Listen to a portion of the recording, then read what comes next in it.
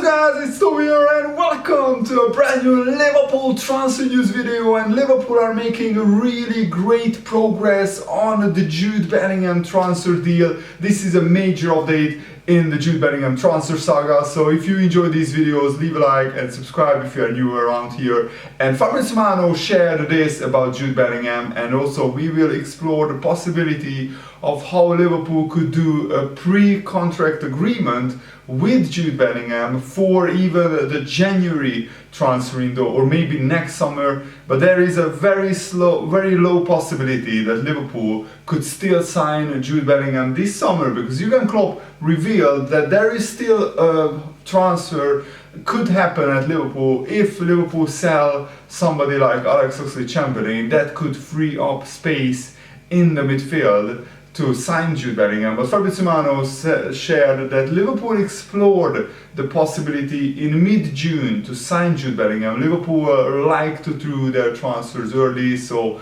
even before the transfer window officially opened, we were already talking to Dortmund about Jude Bellingham's availability. There was not even a negotiation, because Dortmund immediately explained that Jude is not for sale this summer.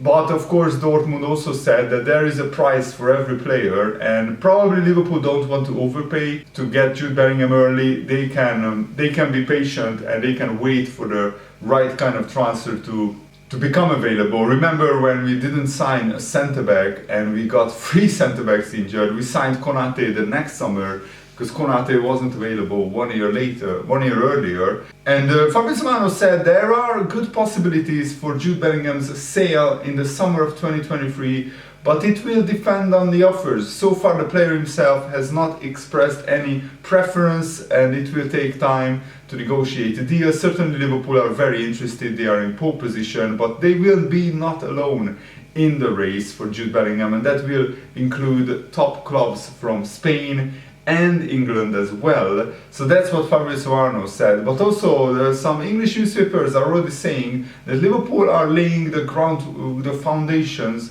for a really awesome deal to sign Jude Bellingham for probably 60, 80, 85, maybe even 90 million pounds. And while a transfer may not be possible this summer, we could sign a pre-contract agreement with Jude Bellingham and say to Dortmund, you know, you can have Jude Bellingham, but he will come to us in January or next summer, depending on which agreement would be possible to negotiate with Dortmund. And that would, of course, prevent the possibility of other clubs coming in January or next summer and offering huge amounts of money to Dortmund and huge amounts of wages to Jude Bellingham. We did already a pre-contract agreement with RB Leipzig for Naby Keita. We told Leipzig we want to agree for the sale of Naby Keita, but you can have him for another year, and next summer he is coming to Liverpool. We should do the same thing about Jude Bellingham. And of course English newspapers, including the Football Insider, are already saying that Liverpool are laying the groundworks, the foundations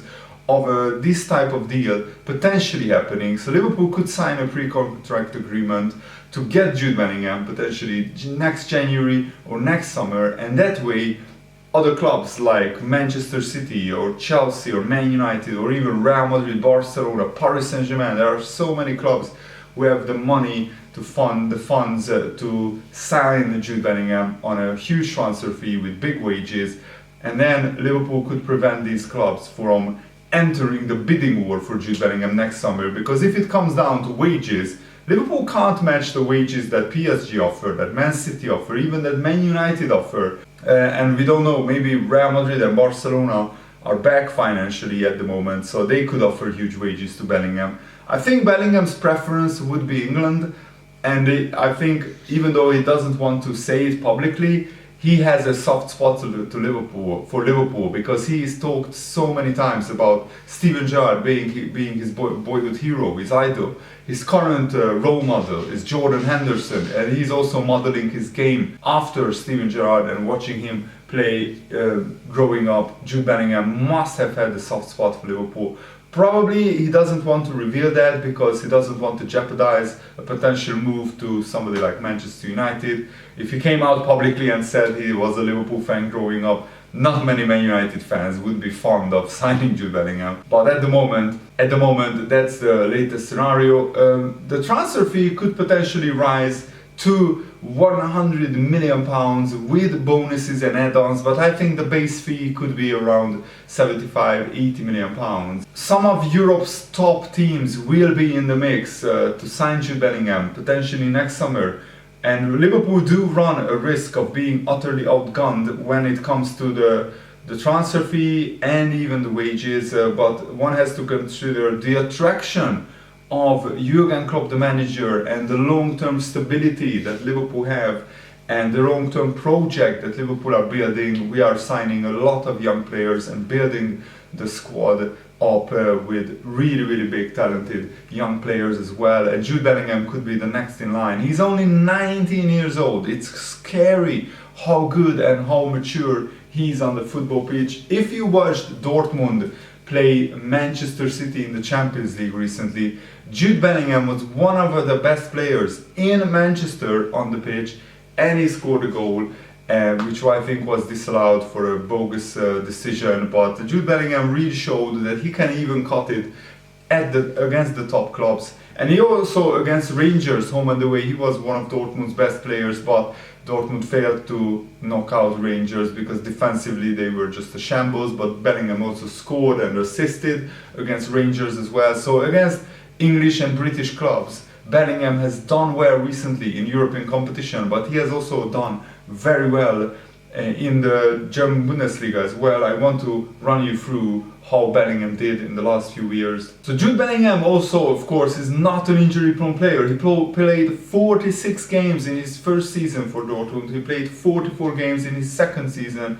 In the first season he scored 4 goals, second season he scored 6 goals, and he also played already 15 times for the England national team as well. And last season was his best season. 6 goals is not that impressive if you think about it, but he also got 14 assists, which is absolutely brilliant for a 19-year-old player who just turned 19, by the way, in June. So for most of the season last season, Jude Bellingham was 18 years old, and he scored 6 goals and got 14 assists. That's 20 goal contributions in 44 games, which means that he either assisted or scored on average almost once every 2 games. So every other game Jude Bellingham contributed with either a goal or an assist. He also had 1 goal, 3 assists in the Champions League in 6 games, 2 goals, 2 assists in just 2 Europa League games. So against Rangers, he was carrying Dortmund, scoring 2 goals and getting 2 assists, but Dortmund still went out because of their defensive shambles. They conceded, I think, 4 goals at home against Rangers. And also in the Bundesliga, Bellingham scored 3 goals and got 8 assists as well, which is really impressive. Dortmund fell short in the end. They couldn't challenge Bayern for the Bundesliga title, but now Bayern lost Lewandowski, Dortmund lost Haaland. It will be interesting whether Dortmund can get closer to Bayern and maybe challenge them and run them closer for the Bundesliga title. They signed Adeyemi and Haller, Sebastian Haller from Ajax, who was one of the top scorers of the Champions League last season. So they signed 2 very top strikers. At the moment Haller is having health problems. He was just diagnosed with testicular cancer, I think. Good luck to him in his recovery. Hopefully he can get back to playing football as soon as possible. So Dortmund are building a really good team, potentially able or capable to challenge for the Bundesliga title. That's why they probably don't want to lose Jude Bellingham this summer. But next summer I think it's inevitable. Dortmund can't pay enough wages to sustain or keep Jude Bellingham. Also, Jude Bellingham wants to come back to England, and he would prefer to move to the north of England where his family lives. They live in Birmingham, and that's of course a lot closer to Liverpool than it is to London, so that he would probably prefer going to Liverpool or Manchester. Hopefully we'll choose Liverpool because Jurgen Klopp, I think, surely spoke to Bellingham's representatives already. There is also a true fact that Bellingham's family an agent already visited the AXA training ground just to check it out when they were over in England. Probably Liverpool invited them just to lay even more groundworks and foundations for this deal to happen. So that is also very exciting. And Jurgen Klopp said that Liverpool will add to their squad. We will sign new players if a player departs, if a player leaves the squad. Because right now we have the squad structure, but there is a possibility of Alexis Chamberlain being signed by somebody like West Ham United or Southampton, and that could free up a space to sign a midfielder. But I think, I will be honest, signing Bellingham this summer is pretty unlikely unless, as I said, some major developments happen on the transfer front. And Jurgen Klopp also said that it doesn't look like the other top 6 sides, the other big sides in England, made massive mistakes in the transfer market. They recruited quite well, and this is what Jurgen Klopp said. It was clear before that Tottenham were going in the right direction last season with their signings and with Antonio Conte. Man City haven't just bought in players, they have given 2 to Arsenal and 1 to Chelsea, so they got stronger as well. We are in a similar situation where you can't always go with the same team, you need fresh blood, fresh legs. Man City are in a similar situation to us, and we did it in a similar way. In the end, they will all have fantastic football players like we will. It's the question of who makes the most of it. Everybody has the same chance. We will try to give it our all. The main target is in the league, first and foremost, always, is to qualify for the Champions League, which is really difficult enough already. When you reach that, and then there's still time to compete for the title, then you do that. When you have qualified for it 4 or 5 years in a row, people may not appreciate that anymore, but it will be a massive fight for the Champions League places. Everyone wants to win the Premier League, but I have no idea who will make the race. We are looking to play the best possible season for us, and we are really looking forward to it.